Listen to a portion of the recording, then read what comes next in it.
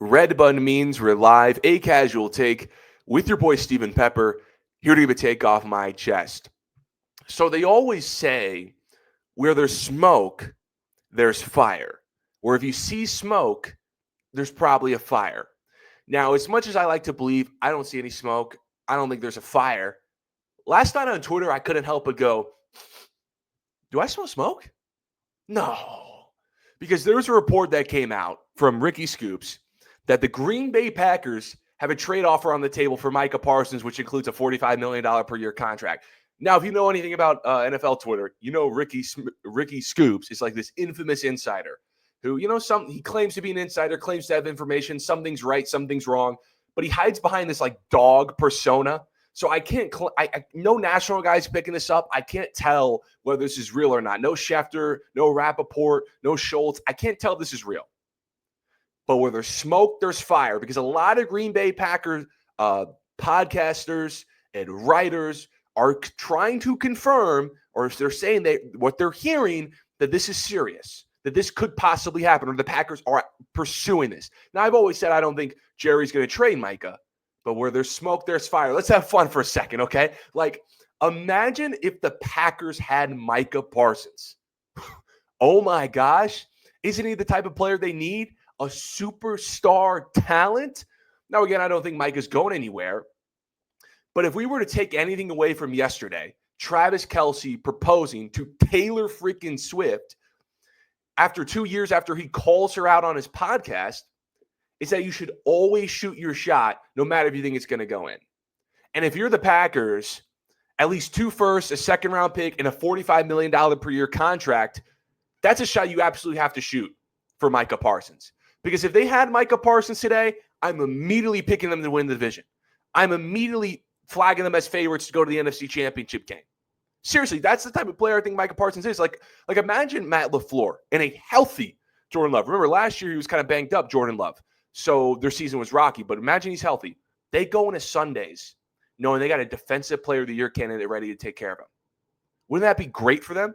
And this isn't a Trey Hendrickson situation where you give this elite pass rusher big money, but it's not a needle mover because your team defense is atrocious. No, the Packers quietly had one of the best defenses in the league last season. Okay? In 2024, they were 6th best in total yards, 6th best in points, and they had the 8th most sacks. We talked all last year about Minnesota. Brian Flores, their elite defense. Packers, similar numbers. Like, these numbers are better than Detroit's. They're obviously better than Chicago's. Now, imagine adding a bare minimum 12-sack-a-year guy to that. What a needle mover. Now, trades are a two-way street. I understand that. And I've always been saying since day one, since Micah couldn't get a deal done and requested a trade, I see no way Jerry Jones trades this guy. 11 from heaven, as Skip Bayless likes to say. Jerry Jones has been very adamant, went on Stephen A's podcast. I got this guy for 3 years under contract. 5th-year option, franchise tag, then another franchise tag. And all the reports have been saying they're not even considering trading Micah. Even if it's like a Herculean Godfather offer. But man, there's a lot of buzz on this. And they always say where there's smoke, there's fire. Like, there's so much smoke. John Kuhn, remember him? The great Packers fullback. Now I guess he's like a team reporter or something like that. He tweeted yesterday, Micah freaking Parsons. Now, maybe he's just being a fan. Maybe he's just being a homer. Because who wouldn't get excited about Micah? I've always said this about Micah. Micah Parsons is a future Hall of Famer. His first 4 years in the league, first-team All-Pro, first-team All-Pro, second-team All-Pro, and would have been All-Pro again last year had he not missed 4 games, which, by the way, contrary to Jerry Jones, it's the only time he's ever missed games due to injury. Okay, he's one of 2 players in the history of the league to start their first 4 seasons with at least 12 sacks in each of them. I think it's just him and Reggie White to ever do that. Maybe it's Bruce Smith, but I'm positive it's Reggie White. But either way, that's pretty good company. And that's the type of player Micah Parsons is. And if you're the Packers, yeah, the Cowboys might not be going.